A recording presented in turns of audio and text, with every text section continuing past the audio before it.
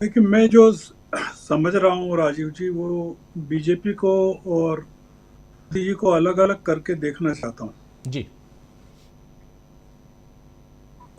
BJP का जो प्रयास है, अब जो आप पाएंगे बाकी के 4 चरणों में और जो शुरू हो गया है, जो मुसलमानों के खिलाफ पूरा एक जो नैरेटिव खड़ा करने की बात चल रही थी पिछले 3 चरणों में, अब आप पाएंगे कि उसमें उसमें डाइल्यूशन शुरू हो गया है कि अब उसकी जरूरत नहीं बची है कहीं भी। अगर आप गौर करें तो अब जो इलाके बचे हैं वहां हिंदू मुस्लिम करने की जरूरत नहीं बची है।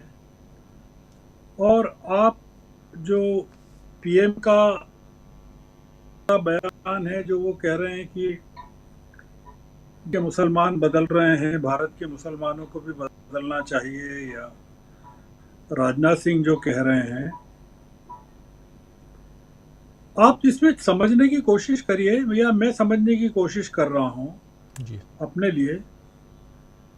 वो ये है कि अब कोशिश ये है कि बीजेपी को कैसे बचाया जाए।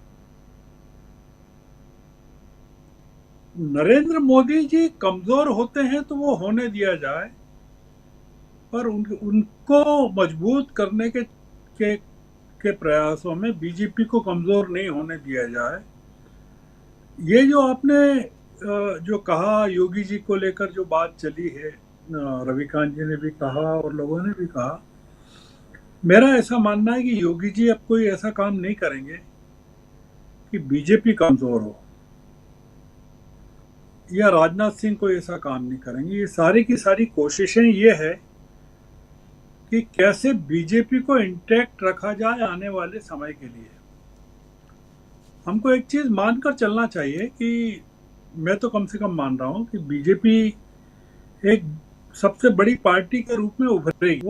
वो तो कि नहीं है। आप हम जो बात कर रहे हैं वो ये बात कर रहे हैं कि कितनी सीटें मिलेगी, मेजोरिटी मिलेगी कि नहीं मिलेगी, पर सिंगल लार्जेस्ट पार्टी के रूप में तो वो बन के उभरने वाली है, वो खत्म नहीं हो रही है।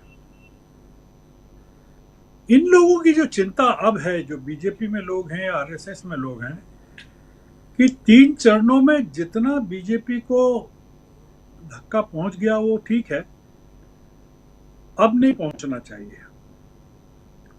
और पाएंगे उस चीज को। जो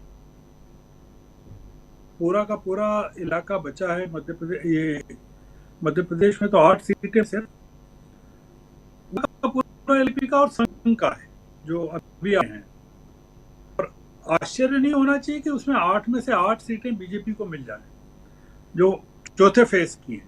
मतलब कांग्रेस के पास उसमें एक आध जगह, एक दो जगह अगर कैंडिडेट्स हैं तो हैं, पर जहां पीएम आए, पीएम धार क्यों आए, क्योंकि वहां कांग्रेस मजबूत है उस इलाके में, या झाबुआ में जी। जहां कांग्रेस मजबूत है। तो इन 8 में से 2-3 इलाके ऐसे हैं जहां कांग्रेस तगड़ी टक्कर दे रही है। मैं एक जो चीज कह रहा हूं कि अब एक जो कोशिश चलेगी वो ये चलेगी, 2 चीजें मैंने कही कि एक जो हिंदू मुस्लिम नैरेटिव है वो खत्म हो जाएगा, आप देखेंगे आने वाले दिनों में। क्योंकि अब बीजेपी को या मोदी जी को उसकी जरूरत नहीं है। वो हो गया उनका जो उनके की जो सीटें थी, 132 के करीब सीटें थी, वो हो गई पूरी। और ये जो 8 सीटें हैं मालवा निमाड़ की, वो मिला ले तो 140 सीटें हो जाती हैं। अब उसकी जरूरत नहीं है।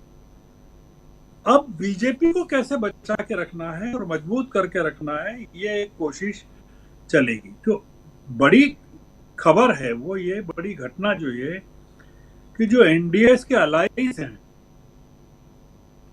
वो बीजेपी के साथ रहते हैं कि नहीं रहते हैं। जो 30 के करीब 25-30 लोग हैं, उसमें अधिकतर मतलब जो जो सत्ता के साथ बने रहते हैं और सत्ता के साथ जाते हैं और सत्ता के साथ आते हैं। नाम लेने की जरूरत नहीं है उत्तर प्रदेश में कौन है, या बिहार में कौन है, या और जगह कौन है, या महाराष्ट्र में कौन है। खास जी। करके जो इशारा किया इन्होंने भी कहा, प्रशांत जी ने कहा कि वहाँ महाराष्ट्र में ये तय होगा कि असली एनसीपी कौन है, असली शिवसेना। और वहाँ ये इस फेज में जो थर्ड फेज था उसमें बड़े बड़े लोग उनके भविष्य लगे हुए हैं। जैसे मैंने कहा कि ये अजीत पवार जी की पत्नी हैं, सुप्रिया सूले हैं, या वो नारायण राणे हैं, या सुशील कुमार शिंदे की बेटी है। मैं कई नाम आपको ले सकता हूं कि जो थर्ड फेज में जिनका मुकाबला है, और वो सब बीजेपी के लिए बहुत जहां से है। अब बीजेपी कितना सेव कर सकती है वो देखने की बात है। अपने बाकी के जो 200 से ज्यादा कुछ सीटें हैं, उसमें 260 के करीब जो सीटें बचती हैं, 270 के करीब या 260 के करीब जो सीटें बचती हैं, उसमें बीजेपी अपने को कितना रिटेन कर सकती है, देखने की बात है। तो हम लोग बहुत ऑप्टिमिस्टिक हैं इंडिया अलायंस के प्रति, और हैं भी। एक जो चीज थी वो तीनों चीजों को अलग करके चलना चाहिए कि जो बीजेपी को 370 और 400 की बात थी वो खत्म हो गई है। बीजेपी को बहुमत का जो मामला है वो भी लगभग खत्म हो चुका है। बीजेपी एक पार्टी के रूप में सिंगल लार्जेस्ट बड़ी पार्टी के रूप में रहेगी। और अब चुनाव में आने वाले दिनों में मैं नहीं देखता कि कोई मुस्लिम का जो नैरेटिव बीजेपी ने सेट किया वो होगा। मोदी जी को लगातार कमजोर होता हुआ देखेंगे आने वाले समय में। तो बाकी के 4 फेज हैं, हमको लगता है, हमको दिखेगा कि मोदी जी एक नए मोदी जी बाकी के 4 फेज में हैं। और जो इन्होंने भी कहा, प्रशांत जी ने भी कहा कि हर जगह चेंज दिख रहा है, मीडिया में भी दिख रहा है, उद्योगपतियों में भी दिख रहा है। ये चेंज आने वाले 4 चरणों में और ज्यादा मुखर हो जाएगा। जो हमको एक, जिसको कह सकते हैं ना कि जो पूरी पॉलिटिक्स है वो पॉजिटिव में जाके दिखेगी। राजनाथ सिंह वगैरह की भूमिका अब खत्म हो गई, राजीव जी, मतलब वो उनका रिलेवेंस खत्म हो गया। मतलब बीजेपी में भी खत्म हो गया है, पॉलिटिक्स में भी खत्म हो गया है। वो जो कर रहे हैं उसको कोई एक विकल्प के रूप में उनको बीजेपी देखती हो, या विपक्ष देखता हो, या एनडीए देखता हो, ये संभावना बिल्कुल नहीं है। अब तो बीजेपी में एक नए किस्म का नेतृत्व उभर के आने वाला है, नई चीज निकल के आने वाली है, और वो कैसे आएगी हमको पता नहीं है। जैसा हमने देखा है, कांग्रेस खत्म हो चुकी है और एक नई कांग्रेस का जन्म हो चुका है। अगर आप देखें अपने इर्द गिर्द, क्या पुरानी कांग्रेस नहीं है कहीं भी, किसी भी जगह नहीं है, किसी भी राज्य में नहीं। तो इसलिए अगर एक नई कांग्रेस का जन्म हो चुका है